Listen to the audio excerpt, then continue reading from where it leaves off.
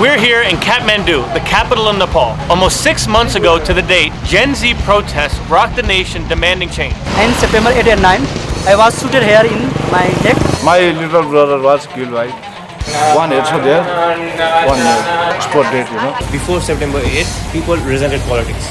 They thought that going into politics is a stupid decision. There's a huge gap between younger generations and older generations. They only want their surroundings good, otherwise damn care. It was taught to them that politics is a dirty game. And as they knew that politics is not a dirty game, politics is the only game, they come like this. And they come like by force. Through this report, we hope to establish a deeper understanding of what the Nepali people want for the future of their nation, and more importantly, how they intend to achieve the future they seek.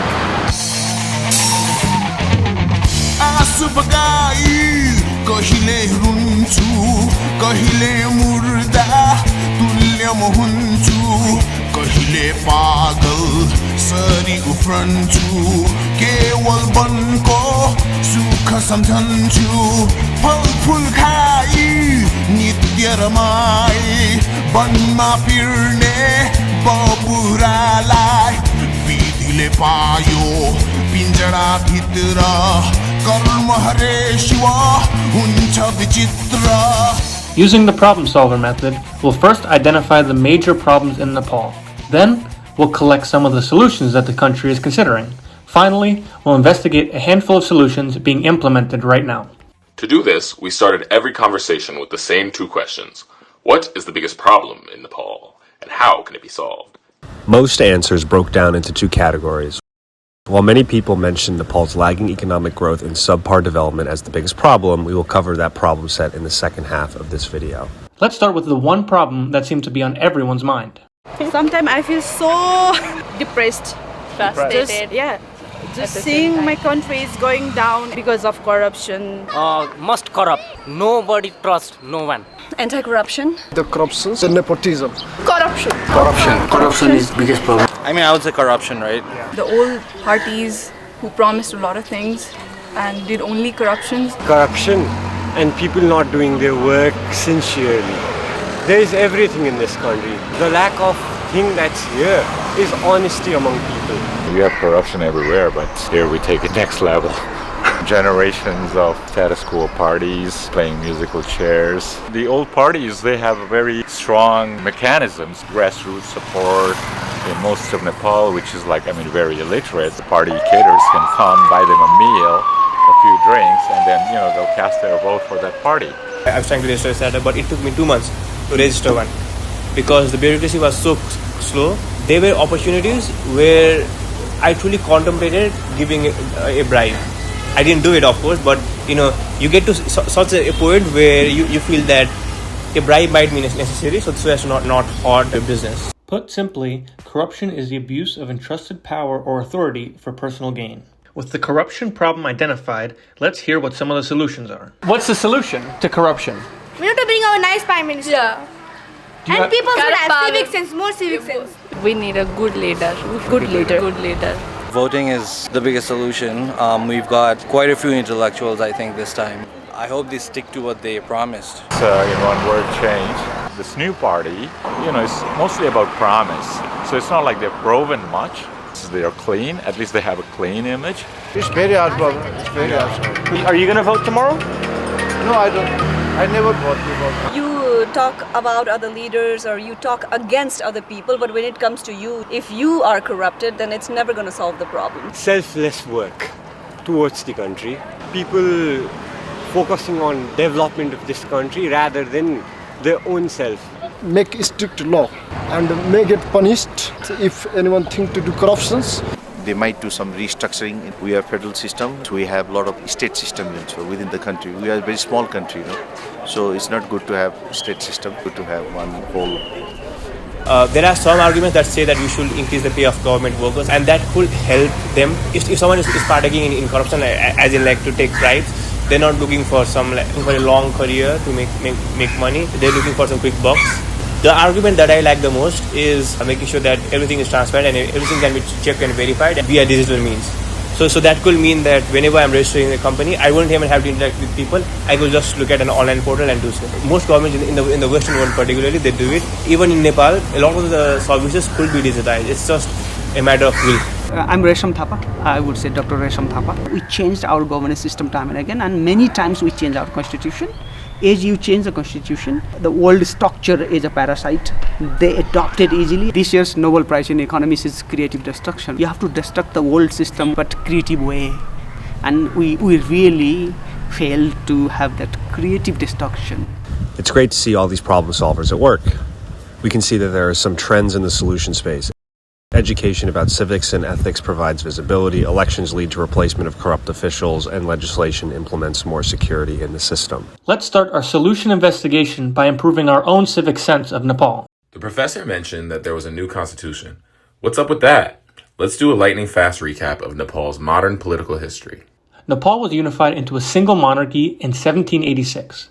After fending off the British successfully in 1816, it remains one of the few countries in the world to never be colonized by European power. In 1846, the monarchy was toppled by the Marshal Rana family. This autocratic oligarchy survived for 100 years until citizens, along with the monarchy, rose up and established democracy. The monarchy then quickly betrayed the coalition and established the Panchayat system. This multi-level autocracy allowed for voting of local district officials, but with absolute monarchic control. Various protests led to a parliamentary monarchy, but shortly after, a civil war incited by Maoists ultimately saw the country achieve full-fledged democracy in 2006. Even since then, Nepal has seen multiple waves of protests and has been unable to hold a government for a full 5-year term. This brings us to today with Gen Z protests and subsequent elections, hoping to finally bring political stability. You're not Gen Z. You've seen the history of the country a little. Why do you think there's so much change and so much protesting happening in Nepal? I think it's a demand of time also, because earlier we were not exposed like when we were back in the panchayat system. It's just a matter of 20-25 years, you know, that we used to have postal system. Now we're having Hotmail or Gmail like that. Everybody has mobile and they can be updated within a fraction of a second. That's why we are having so much changes very fast. Political instability was a cause of the people's frustration that they could not get very good governance, could not get transparency. Another one thing, the geopolitical situation of the country, location of the India and China, it is the main root cause of instability of the political situation of the country. Centuries of monarchy, cultural isolation, and foreign influence are some of the historical root causes of corruption at play here. Now that we have some historical context, let's go back to our economics professor to see some of the structural issues with the current government system. The old structure is a parasite. We have 3 tiers of government, and central government, and 7 provincial government, and 753 local governments are there. It used to be 77 districts before. There is a bigger government officer, biggest of the big in the district level, that is called chief district officer, and which is not really in this new constitution. This new constitution does not understand or recognize that office, and that office still exists. We eliminated in constitution, but we couldn't eliminate that office, and we have a new federal government as well, and they really fight each other. The old system, they are experienced in how to run the state, where to really pin the point, but the new system, no idea. We organize the political parties such that political parties are also informally so powerful, they can really organize people, they can collect the levy, they can really influence the society. The individual is also institution, right? Elite, you can say, or you can say new elite sometimes, and they gradually capture the resources. Those informal organizations, in the time of bad thing, for example, say earthquake and all, and when someone comes and helps me, my house is dismantled due to earthquake, I will be happy, right? I will not ask you a question. I saw you were watching something on your phone. I was watching today's updates on the elections. That's hilarious. With an improved civic sense, we head to the polls to try and root out corruption from the system. If fair and free, elections are a straightforward way to solve corruption, since they allow us to simply remove the bad apples. During the recent snap elections, Nepalis overwhelmingly entrusted the new Rastriya Swatantra Party to hopefully break the musical chair politics of the past 2 decades. This National Independent Party was founded by former journalist Rabi Lapmichan and is currently led by Balen Shah, a 35-year-old former mayor of Kathmandu, structural engineer, and battle rapper. You're shook like you need some help. And I'm re-ruling this land just to prove that history repeats itself. तेरो T-shirt सेतो, जुत्ता कालो, pant नीलो रहेछ। तेरो T-shirt सेतो, जुत्ता कालो, प्यान्ट नीलो रहेछ। मर्द हेर यस्तो हुन्छ, यसको त गिलो रहेछ। After a big blowout election victory by the RSP party, we're here to talk to supporters on their vision for the future of Nepal. What can RSP do now that they have a majority? Well, they don't have to do anything new. Only they have to do work sincerely. I'm speaking for this party. Every day, 17,000 followers I have now. We are thinking this party is new political party, just born in 3.5 years now. This party involves doctor, engineer, lawyers, everything here. I came all the way from Australia just to make a change here and got a message on my t-shirt and everything. Main thing is, if the abroad Nepalese like me, if they see here is the political stability in country, we are happy to invest for our Nepal. You mentioned that you made songs for the party. And they love this song.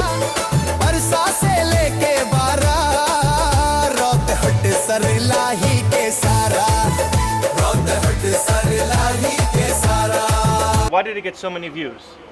I'm a Nepalese, but I can speak 4 or 5 local languages as well. So I write the language in the Tarai belt, which has got half of the population of Nepal. They haven't got the song to play and dance in this song, and now they got the song. So you make it in the local language? Local language, wow. Yes. Using AI? Yes. Somehow we got to stop people leaving Nepal, going to the Middle East, going to the US, Germany, Australia, wherever they go. We really need to create some jobs in Nepal. I think the labor cost is still low worldwide. The manufacturing could be one big thing. IT is coming up. We've already done $1 billion last year. Corruption is another issue. Projects getting done on time. I think we do have enough money for what Nepal is. We just need to manage it properly. Let's talk to the new Speaker of the House of Representatives, Dole Prasad Ariel. This is our motto is the anti-corruption and delivery. Some people call we have a under table and under bill. What are the specific solutions to solve corruption? What policies and laws will you pass? I can't explain you in detail.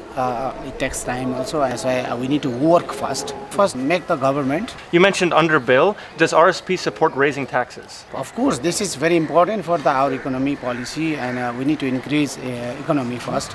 Without economy, without our financing is very good position in the country, and there is all this problem. And we have lots of loan, and we need to decreasing the loan for the country and for the people.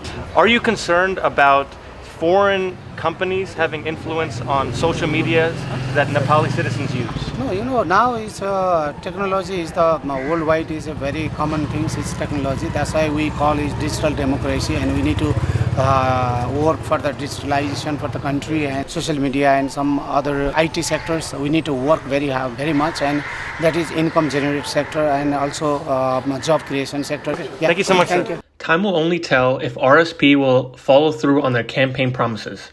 Let's talk to one of the opposition parties to hear another perspective. While the Nepali Communist Party is only the 4th largest party in the current government, their leader, Pachandra, was prime minister only 2 years ago.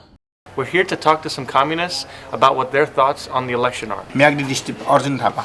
So, what do you think about the election? American influence राष्ट्रसभामा चाहिँ अहिले चाहिँ अब धेरै चाहिँ क्यान्डिडेटहरु अमेरिकामा बसेको, अमेरिकामा जब गरेका, विदेशमा गएका, विदेशमा हुन्छ उहाँले चाहिँ सोशल मिडिया ग्लोबलाइजेसन युज गरेको र मिडिया क्याम्पेनिङ गरेको हो कि जस्तो चाहिँ आम नेपाली जनतालाई पनि परेको छ र हाम्रो जस्तो चाहिँ पुरातनवादी classical communist party, classical democrat party, Nepali Congress जस्तोलाई चाहिँ के हो भने चाहिँ अब जनताले चाहिँ विश्वास मानेनन्. If they're influencing in Nepal, what do they want in return?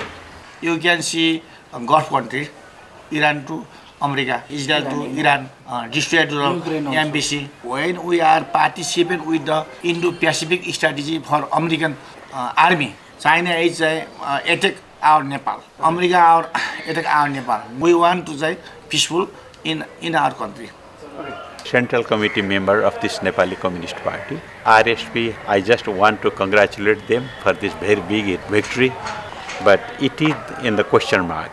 A type of flood comes anywhere, but after the flood, when we can look the land that may be the desert also. Why didn't the party do so well? All smaller countries, they have encroached in policy, in economy, in sovereignty by big countries also. What do you think is the biggest issue that Nepal faces? Good governance, anti-corruption, youth employment. What is the party's policy for helping youth unemployment and the economy? This type of economic liberalization policy, this policy has main character that cannot deserve employment in the country. The prosperity of the Nepal and Nepalese people is our main agenda. A just full society is our main agenda. Should Nepal nationalize its social media so that there's no outside influence? All social media should be used for the national growth, national development, good governance, everything for the social cohesion. Actually, what you have called social media, that has been always unsocial media, you know. Because that always provokes the society for different angle. Is this organization corrupt? This organization, no. But if there is corruption, the national entity, anti-corruption agencies, there are who should be very active for that particular day, not a party. We're heading to the university to go talk to some students.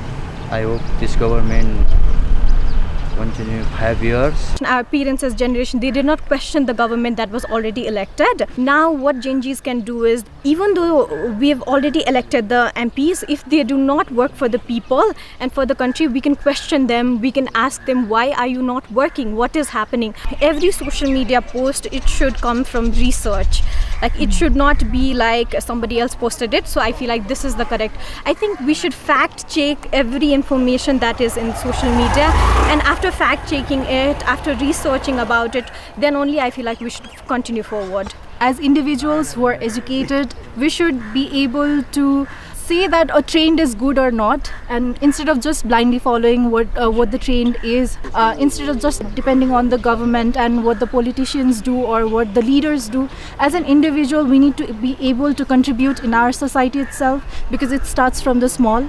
Hopefully, this gives an idea of the current politics behind identifying and solving corruption. To close out our corruption solutions, let's look at what the elected party has done since taking office a month ago. Almost immediately, the former Prime Minister KP Oli and the former Home Minister were arrested on criminal negligence charges linked to the Gen Z protests. RSP has also released a 100-point policy plan outlining the party's policy intentions. These include the digitization of government functions for transparency and efficiency. This draws from Estonia's successful digital state model. To fight corruption, a commission to investigate the assets of politicians and government officials will be established. Within a month, the new labor minister was dismissed for appointing his wife to a position, and the home minister resigned over his links to money laundering. Finally, the new administration has conducted slum clearing operations on informal settlements on public land. Similar operations were conducted by Prime Minister Shah during his time as the mayor of Kathmandu. It's still early days for the new administration. The people of Nepal have given them a mandate, and they will be ultimately judged on their actions, not their words. The second problem to be solved in this video is inextricably tied to corruption. Once a government is infected by corruption, it is less functional for its citizens. Let's start the problem solving from the top and identify the root causes behind subpar development in Nepal. Unemployment, poverty and pollution. Everywhere is dust and noise. We walk like this. High income group till the low income group, everybody should be able to spend less and get more facilities. Electricity, water, basic needs. We need a good health at a cheaper price, we need a good education. Development in all sectors, in the hilly areas, mountain areas, health sectors, educational sectors. The private sector, they are very clever, right? They are taking fees from the people. They have taken education as a business, but education is not a business. It should be free from the government. But economically, it is a bit backwarded. People over here, they have to go abroad for, job. In Nepal, there is a crisis of part-time job. There is no part-time job. Our study is not based practical. Our study is based on theoretical. They are not developing the youth. I think we have a large number of youth that are capable of selling themselves in the software industry. Slowly they realize that they might be paid for the same job that they are doing in Nepal, abroad. So eventually they flee out. Faculty member of Computer Science Department. My specialization is typically machine learning, deep learning. Biggest problem is computing resources. Average Nepali is above healthier than global citizens, right? We are educated than global average, but in per capita income we are poorest of the poor. How come?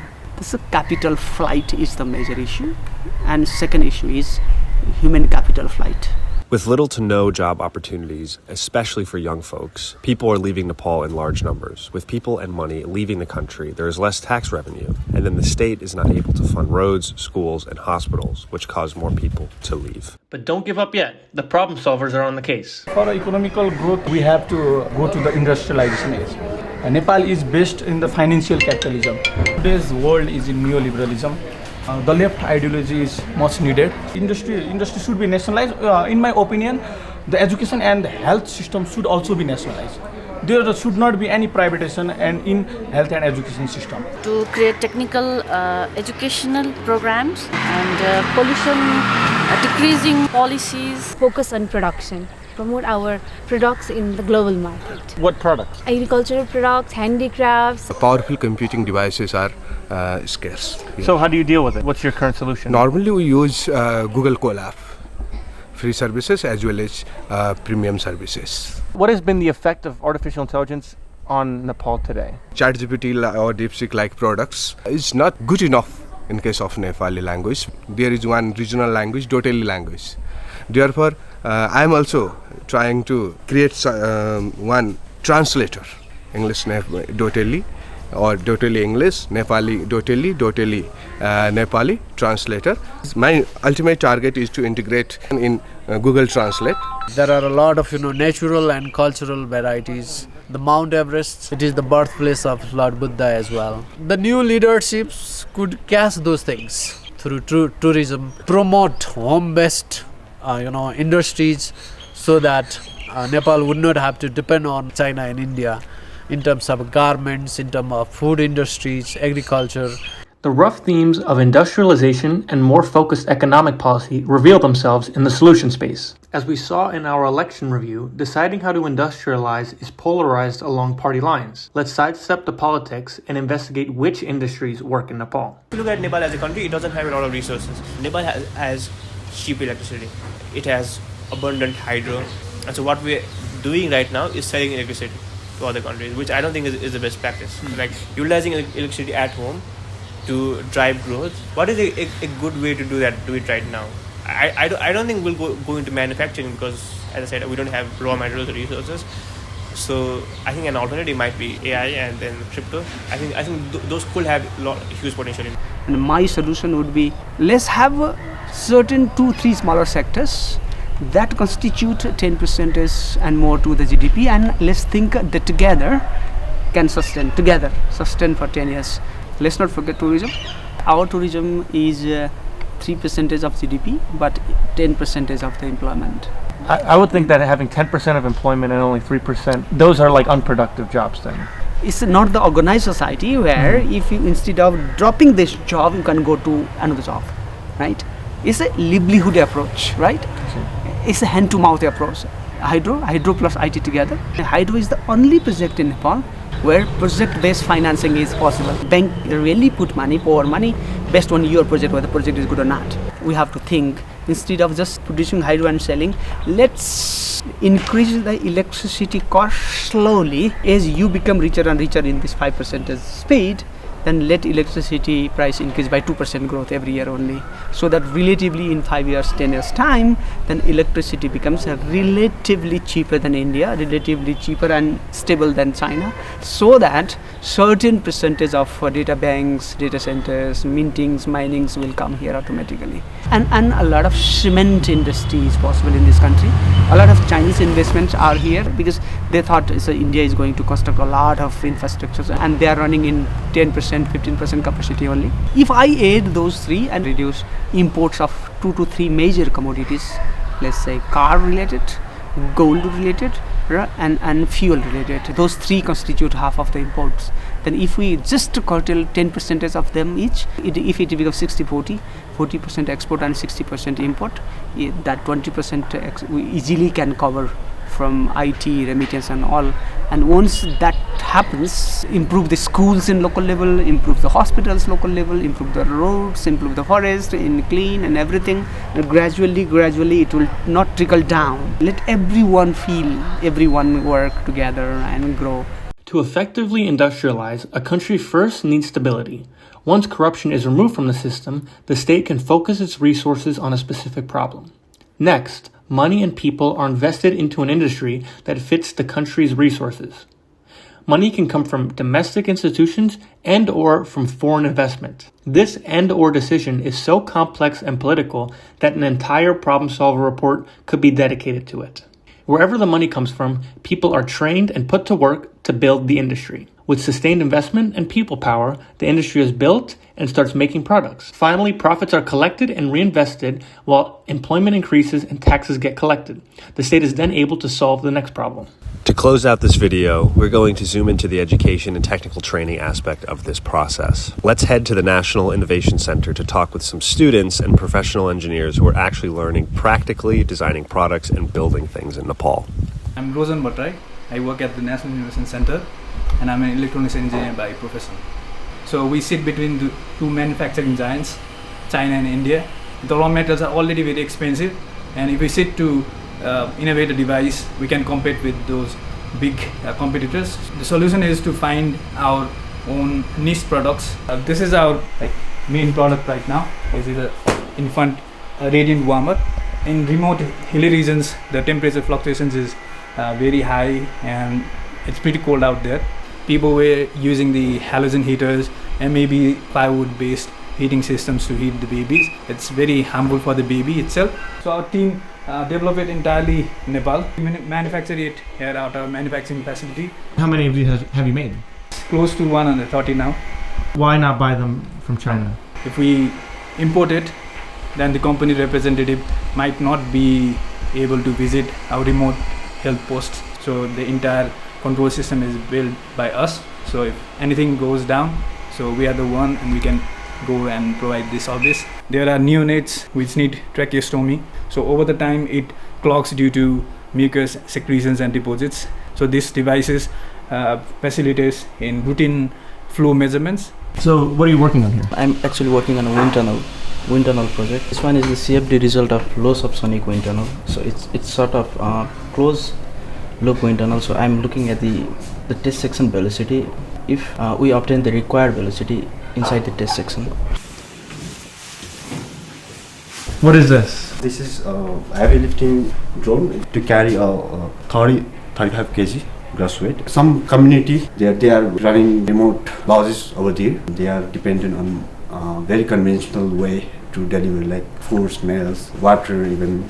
They are using donkeys and they are hiring porters to carry those essential goods over there, which is very costly and you can't get consistency on their food stock. To resolve that problem, we are planning to use a couple of drones. What do you think can be done to keep students like you in Nepal? It's not a very simple answer.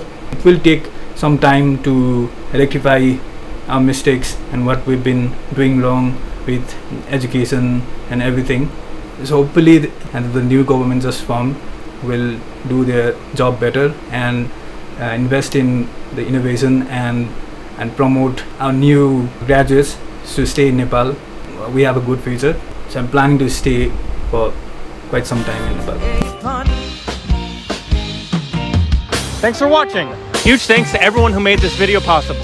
Hopefully this project shines a light on the incredibly determined and creative problem-solving work being done in Nepal. If you're interested to learn more about the Gen Z protests, you can watch this sit-down interview with the moderator of the Discord election. We hope to turn this into a series, so please consider sharing this with your fellow problem solvers. All right, let's roll the credits.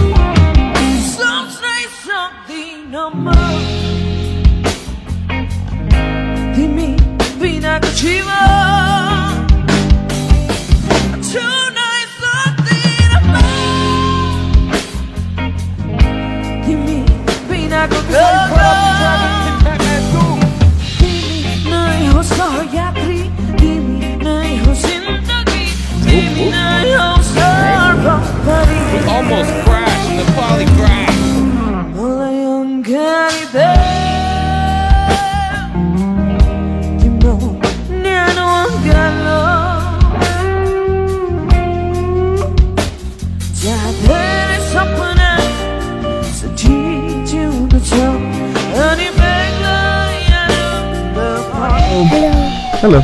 What is the biggest problem in Nepal? Politics. What's the solution to politics? I don't know. Okay, that's okay. If you could say something to the entire world, what would you say? Subscribe to your channel. Let's go! Thanks, homie. 4, 5, 6 solutions.org